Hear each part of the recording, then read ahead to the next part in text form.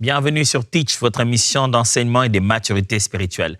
Je crois et je continue à prier et je sais que Dieu, par sa grâce, nous fait tous grandir et qu'on apprend quelque chose. Au-delà de ce qui se passe dans notre tête, ça se passe dans notre cœur aussi et dans notre esprit. C'est pour ça que cette émission existe, pour faire de vous des disciples, selon l'image de Christ. On a commencé à apprendre depuis la semaine passée des choses qui concernent notre capacité à comprendre le langage de Dieu par le songe. On a pris une première semaine à apprendre beaucoup de choses. Et sur cette deuxième semaine, nous avons déjà commencé à apprendre un certain nombre de choses. Aujourd'hui, on en vient à répondre finalement à la question principale. Comment on interprète un songe? Qu'est-ce qu'on doit faire? Sachez que Dieu essaie de vous parler à vous. Il veut que vous puissiez comprendre. Alors, comment on peut s'entraider en tant que disciple et grandir ensemble sur la manière d'interpréter individuellement un songe reçu de Dieu? Alors, trêve de parole. Let's teach. Grandissons ensemble.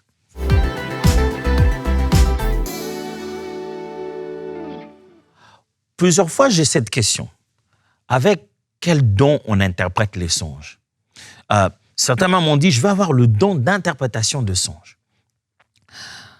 Quand on fait l'étude sur les dons spirituels dans 1 Corinthiens chapitre 12, 13, 14 ou dans Romains chapitre 12 ou 11, quand on se met à étudier les capacités surnaturelles que Dieu donne aux frères et sœurs dans l'assemblée pour l'édification commune et la manifestation, la présence du Saint-Esprit pour glorifier Jésus, quand on se met à étudier ce domaine-là, on découvre, ou certains me disent 9 dons, d'autres disent juste une liste des 9 pour dire qu'il y en a plusieurs.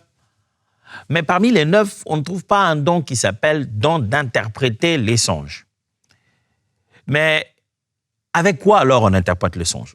Bien sûr, il faut déjà se dire qu'on a interprété les songes avant l'effusion de l'esprit, avant les dons spirituels.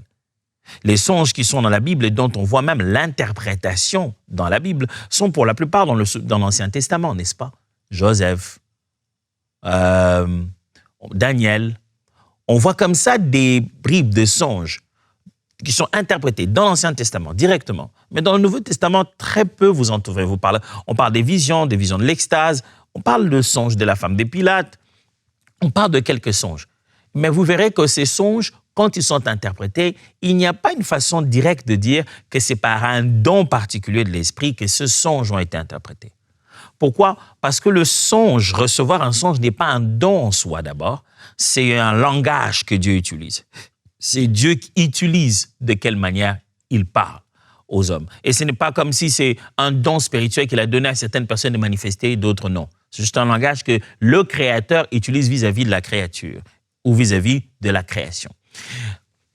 Je vais résumer donc en disant qu'il y a 4 capacités possibles qui entrent en compte pour l'interprétation d'un songe.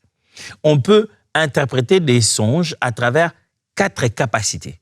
Premièrement, le fait d'être rempli du Saint-Esprit. Être rempli du Saint-Esprit te permet de comprendre et d'interpréter un songe venu de Dieu, un songe biblique, un songe que l'Esprit a communiqué. C'est par l'Esprit que tu vas le comprendre et l'interpréter. Souvenez-vous de ce que Joseph est en train de dire. Avec Pharaon demande à ses magiciens d'interpréter, personne n'arrive à interpréter. Et c'est Joseph qui dit au Pharaon que c'est l'Éternel Dieu qui t'a donné ce songe.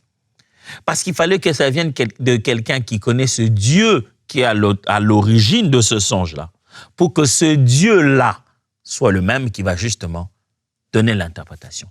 Par l'esprit de l'auteur, si je dois vous le dire. On interprète le songe par l'esprit de l'auteur. Or, l'auteur, c'est Dieu. L'esprit de Dieu nous permet d'interpréter les songes. Celui qui est rempli du Saint-Esprit, s'il a reçu l'Esprit de Dieu dans sa vie, est premièrement qualifié par ça pour interpréter le songe. Interpréter le songe qui lui est arrivé à lui ou participer à l'interprétation du songe de quelqu'un d'autre. Une deuxième capacité serait le fait de connaître la parole de Dieu. En effet, dans la Bible, dans la parole de Dieu, il y a un langage récurrent. Dieu parle souvent de la même manière et on sait reconnaître son langage quand on connaît la parole de Dieu. Vous connaissez la parole de Dieu, vous vous rendrez compte que les visions qu'il y a dans l'Apocalypse sont des choses qui se répètent quelque part dans Ézéchiel, Zacharie, Daniel. Il y a des similitudes dans ces différentes visions. Si vous êtes un lecteur de la parole, vous savez qu'il réplique ici les choses qui sont déjà là-bas, qui sont un langage récurrent de Dieu. Pourquoi? Parce que ces êtres humains ont vu la même réalité spirituelle et chacun les a décrites d'après les niveaux de connaissance qu'il avait à son époque. Qui voit les tétramorphes, les présente comme des êtres avec quatre têtes différentes, l'autre voit 4 créatures vivantes. Vous avez l'impression d'être au même endroit et chacun l'explique d'après son expérience personnelle. Donc, la compréhension de la parole de Dieu permet à quelqu'un de pouvoir interpréter un songe. Parce que Dieu, d'une certaine manière, utilise les principes qui sont dans sa parole.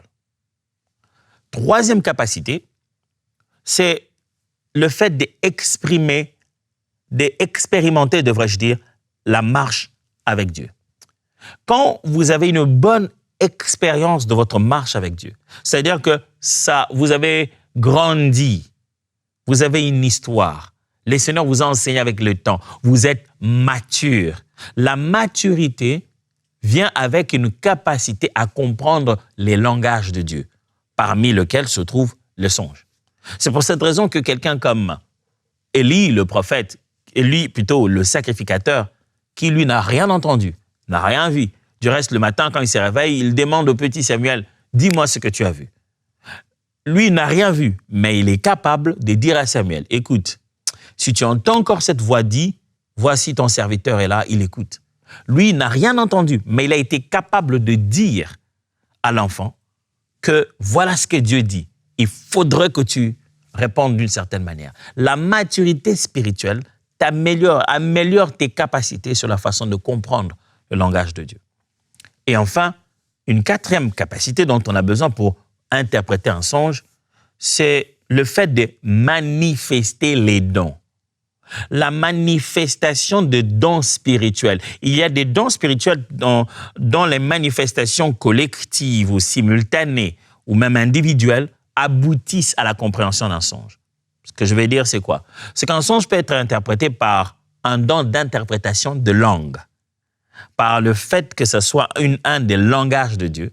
Quelqu'un qui a un don d'interprétation de langue, pendant que tu parles de ton songe, il peut exercer ce don pour interpréter. Quelqu'un peut interpréter un songe par un don justement des discernements des esprits.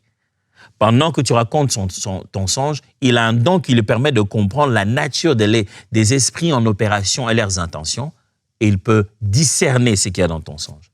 Quelqu'un peut interpréter un songe par un don de parole des connaissances, de sorte que pendant que toi tu racontes le songe, il a en parallèle une révélation divine de la situation présente ou des réalités passées qui sont liées à ce songe.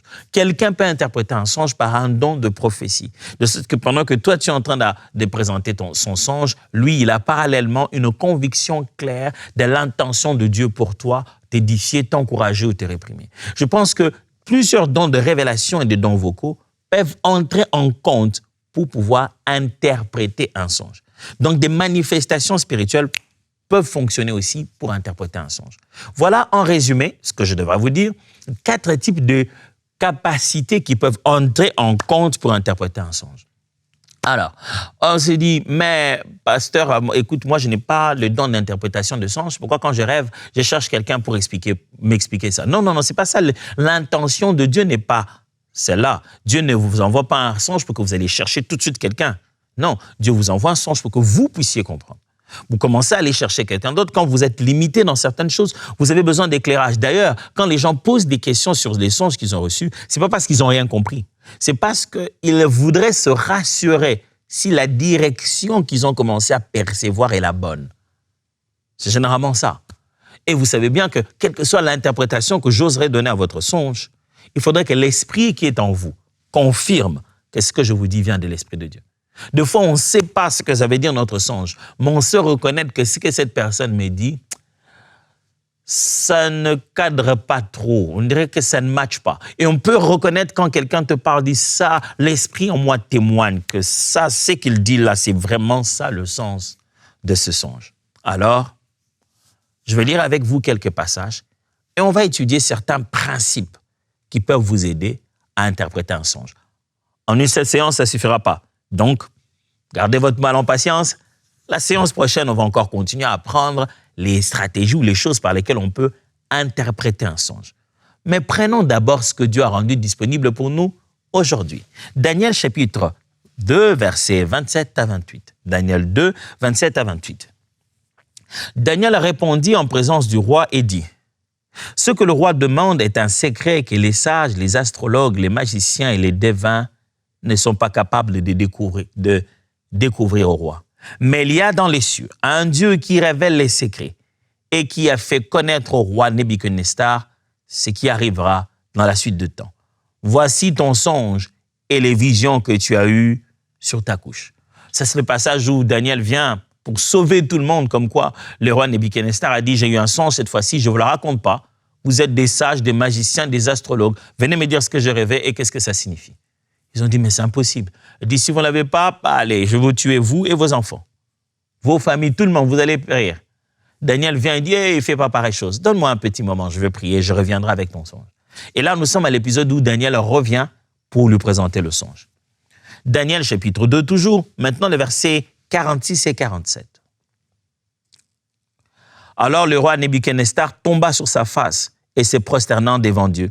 Et il ordonna qu'on lui offrit des sacrifices et des parfums. Le roi adressa la parole à Daniel et dit, « En vérité, votre Dieu est le Dieu des cieux et le Seigneur des rois, et il révèle les secrets puisque tu as pu découvrir ce secret. » Là, c'est l'épisode maintenant où le roi réagit aux révélations que lui apporte Daniel. Il s'est dit, « Waouh, comment tu as connu ces choses ?» Il se prosterne et dit, « Votre Dieu est vraiment le véritable Dieu. » Rien que ces deux textes, mes amis, peuvent déjà nous aider à commencer à avancer sur ce que j'aimerais dire. Comment interpréter un songe? OK. 1. Saisis le thème général avant d'aller dans les détails. Saisis le thème général avant d'aller dans les détails. Comme toutes sortes de paraboles, comprends d'abord le thème général. Tout n'est pas question de détails dans le songe. On parle de quoi? On parle de disette et d'abondance.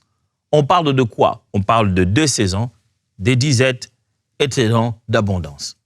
On parle de quoi? On parle de 2 saisons successives qui, l'une vient et elle est tellement difficile qu'elle ne laisse aucune conséquence de celle qui est venue avant. Mes amis, commencez d'abord à comprendre en général que veut dire votre songe. Dieu vous parle de quoi? Vous parle-t-il de manger, de boire, de restauration, d'amitié, de relèvement, de réparation, d'intercession, de guérison? Quel est le thème? Vous êtes dans quel domaine? Avant d'aller dans les détails, le domaine, c'est quoi? Dieu est-il en train de vous prévenir? Dieu est-il en train de vous orienter? Dieu est-il en train de vous dire oui? Est-il en train de vous dire non? Commencez d'abord par recevoir, par percevoir et comprendre le thème général avant de tenter d'aller dans les moindres détails qu'il y avait dans le songe. Parce que c'est le thème général qui contient le message. Les détails viennent pour vous donner des orientations spécifiques. Deuxièmement, identifie ton rôle et ceux des autres dans le songe. J'ai dit tout à l'heure qu'il faut connaître le thème général. Et nous avons lu ensemble avec vous Daniel, n'est-ce pas? Daniel qui est en train d'interpréter le songe de Nebuchadnezzar. Il arrive et dit, « Roi, écoute, Dieu t'a parlé de quelque chose qui va arriver. » Il a tout de suite clarifié que le thème général, la situation, le temps dans lequel se trouve ce songe, c'est le futur. Dieu est en train de te donner un songe prophétique au roi. Dieu te dit des choses qui vont arriver. Il a clairement saisi en général déjà où se trouve en matière de temps ce message-là. Et puis deuxièmement, identifier le rôle de ceux qui sont dans ton songe. Ton rôle est celui des gens qui sont dans ton songe. Daniel va expliquer ce songe et même, comment il s'appelle, Joseph va expliquer des songes. Vous allez voir qu'ils identifient très bien le rôle. Ils se rendent compte que, roi, écoute, Dieu veut te dire. Dieu. J'aime comment Joseph dit au roi, il dit au pharaon, il dit, si la chose est revenue 2 fois, c'est que Dieu a décidé. La récurrence a été pour lui une façon de montrer que c'est une chose qui se trouve dans ce qu'on appelle le dessein de Dieu. Il n'y a aucune prière, il n'y a rien à faire pour changer ça. Dieu te dit qu'il ne va pas changer dans tous les cas. Ça va arriver comme ça. Et c'est comme ça qu'il est capable de leur dire, je propose qu'on puisse prendre les 7 ans de bonheur, d'abondance, qu'on épargne pour nous continuer à avoir cette épargne pendant les 7 ans de disette. Écoutez ce que le pharaon va lui dire. Où trouverons-nous pareille personne qui va assurer cette épargne si ce n'est pas toi? Comment il a été capable de reconnaître son rôle? Dans la tradition juive, les rabbins aiment à placer la similitude. Vous savez, l'hébreu est une langue des jeux de mots. Dans l'hébreu, il y a tellement de belles poésies, de jeux de mots. Il y a des mots qui sont ici, qui se retrouvent là-bas. C'est écrit comme un genre d'énigme. C'est la beauté de la langue. Et dans la beauté de cette langue, vous vous rendez compte que lorsqu'on décrit les vaches grasses et on décrit les épis gras de bonne santé, la description qu'on fait de ces 2 bonnes saisons ressemble un peu en hébreu à la description qu'on a faite de Joseph à sa naissance. Quand on décrit comment était Joseph, il était comment, il était beau, il était le Seigneur. Son père lui a donné un habit multicolore. La description de la personne de Joseph s'est ressemblée beaucoup à la description des saisons d'abondance. C'est comme si quand le roi lui disait, écoutez, je vais avoir 7 ans d'abondance, il y a 7 vaches maigres, 7 vaches grasses et tout. C'est comme si Joseph lui entendait qu'il va avoir 7 ans d'abondance ou 7 ans de Joseph. Il entendait à travers les mots quelque chose qui résonnait avec qui il était. Pourquoi il existe sur la terre. Quand vous identifiez votre rôle, ça vous permet de savoir dans quel type de songe vous êtes. Vous vous souvenez? Est-ce que vous êtes dans un songe actif, un songe d'activité, un songe de participation ou un songe de passivité? Ça vous permet de savoir, je fais quoi ici? Je vois, je participe, je reçois. Qu'est-ce que je fais ici? Est-ce que ce qui se passe, c'est une apparition? C'est une contemplation? C'est un transport? Quand vous identifiez votre rôle et ceux des autres dans un songe, vous avez déjà fait un pas dans son interprétation. J'espère que ça aide jusqu'ici. Troisièmement, pose-toi les bonnes questions. Si tu veux bien interpréter un songe, pose-toi les bonnes questions. Quelles sont les bonnes questions? Quoi? Qui? Comment? Quand? Pourquoi? Je répète. Quoi? C'est quoi? Sois capable de raconter ton songe. Qu'est-ce qui s'est passé? Il faut que tu sois capable de raconter ton songe de façon cohérente. Je peux vous assurer que dans ma petite vie où il fallait interpréter de temps en temps des songes d'autres personnes, c'est pas évident d'apprendre aux gens comment on raconte un songe. Parce qu'il est tellement excité par tout ce qui s'est passé, il veut tout te dire en même temps. Vous savez, surtout, il y a des gens qui ont un style de conte où ils reviennent en arrière. Vous avez déjà été avec quelqu'un comme ça. Il dit, et puis je suis entré dans la salle et j'ai vu là-bas, il y avait mon père, il y avait ma mère, il y avait mes frères. Et puis quand j'arrive là-bas, je vais toucher à la table. C'est là que je me rends compte, tu sais, avant que j'arrive là même, j'avais rêvé déjà au début que cette table-là, je l'avais vue dehors. Maintenant, après, quand je suis arrivé, j'ai touché la table et je me suis souvenu qu'au début du songe, c'est très difficile à raconter comme ça. Il raconte qu'il a avancé dans le songe et puis il rentre et puis il recule. Il est important que tu sois capable de bien aligner les faits. Qu'est-ce qui s'est passé? De quoi s'agit-il? Pose-toi cette question. Deuxièmement, pose-toi la question de qui? Qui sont les acteurs? Il y a qui dedans? S'il n'y a personne, il n'y a que des symboles, tu commences à te rendre compte, OK, je comprends, c'est un sens symbolique et je suis passif ici. Dieu veut me parler de quelque chose, de quelqu'un d'autre, d'un autre événement. Alors, qui sont dans le songe ou comment? Comment se fait les choses? Les choses se sont faites, mais de quelle manière? La manière peut cacher en elle-même tous les messages. Ou alors aussi la question de quand? À quel moment? Quelle chose se passait à quel moment? Retiens bien le moment. Qu'est-ce qui était avant l'un ou avant l'autre? Et enfin, pourquoi? C'est la question. Pourquoi ça? Si le songe te montre un pourquoi, n'hésite pas de le prendre. Quatrième principe pour aujourd'hui. Sois attentif à tout ce qui sort de l'ordinaire. J'ai l'impression de donner des instructions à des espions là, qui vont en planque pour voir et surveiller de loin.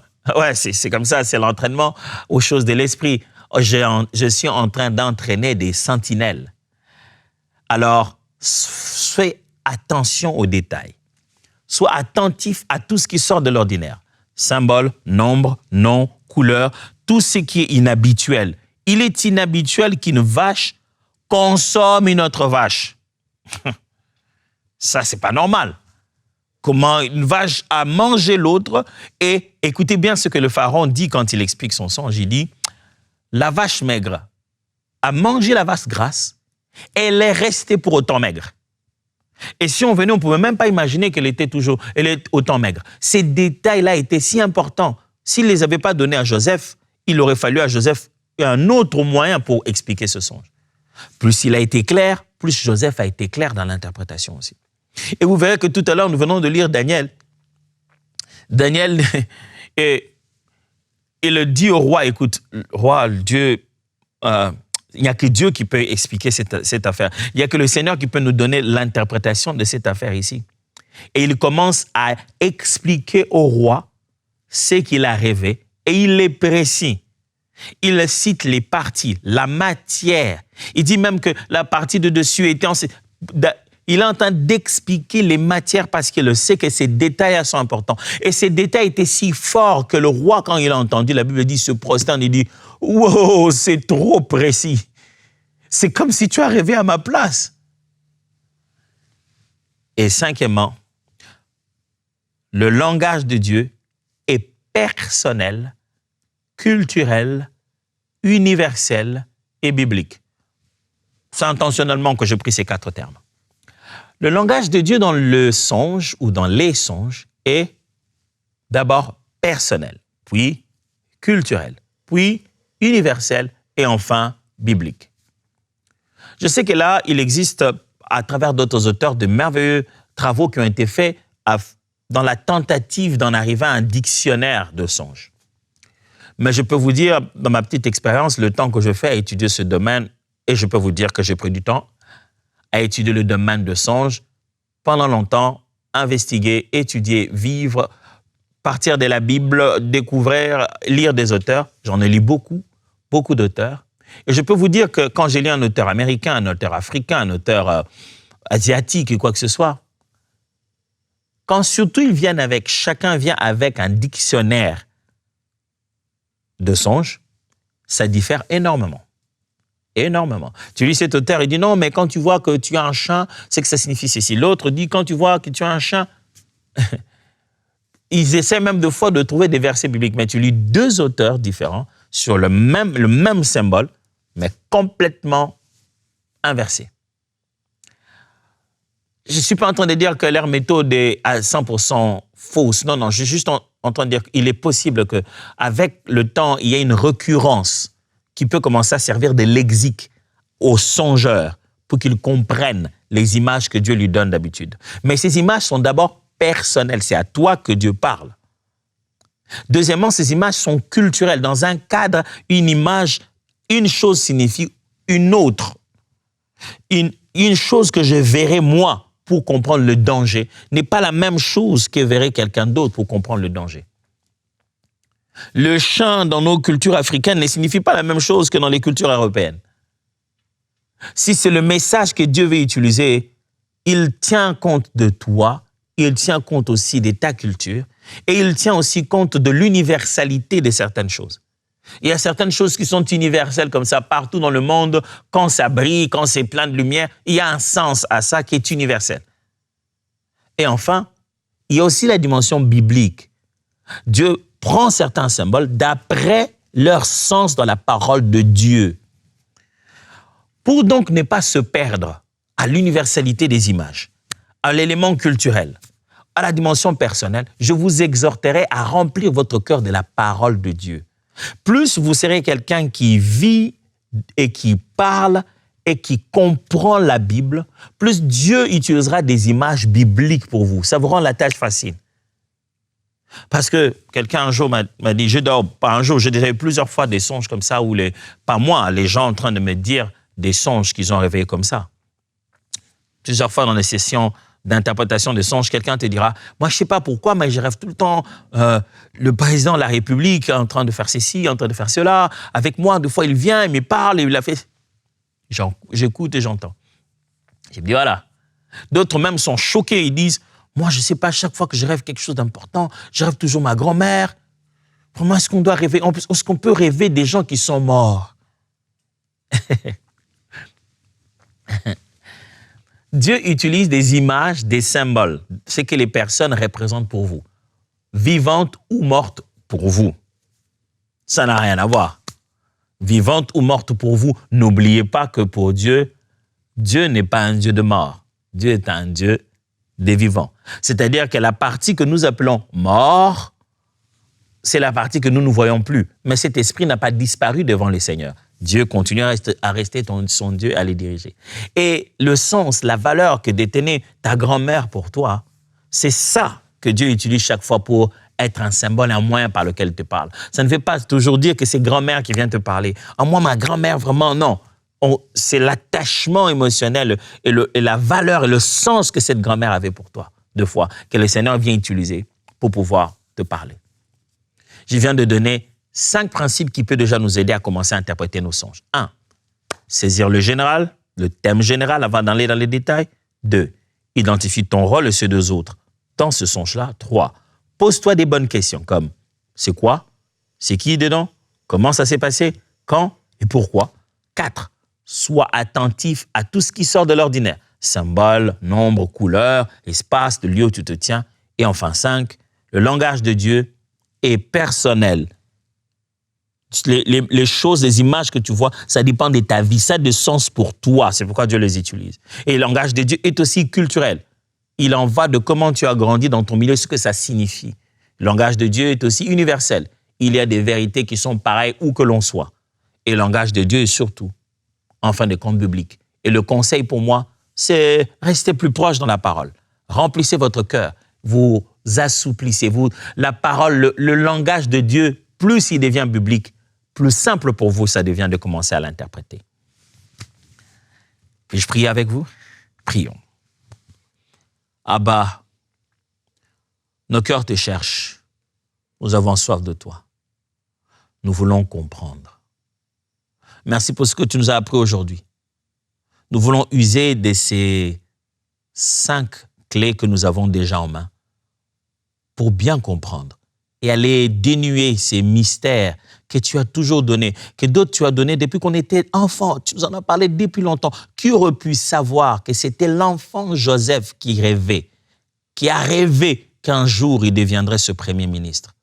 Il y a même des songes du passé dans notre vie maintenant pour lesquels tu nous donnes des clés. Et une fois qu'on les aura ouvertes, ces portes, on saura quel était ton plan depuis tout ce temps. Je te rends grâce de pouvoir nous faire cette faveur, d'utiliser ces clés à bon escient. Au nom de Jésus. Amen. Que Dieu vous bénisse et voyons-nous demain.